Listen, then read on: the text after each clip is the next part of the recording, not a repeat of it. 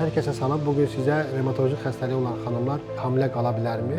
Hamiləlik zamanı nələrə diqqət edilməlidir? Hamiləlik öncəsi nələrə diqqət etməlidir? Bu haqqında danışmaq istəyirəm.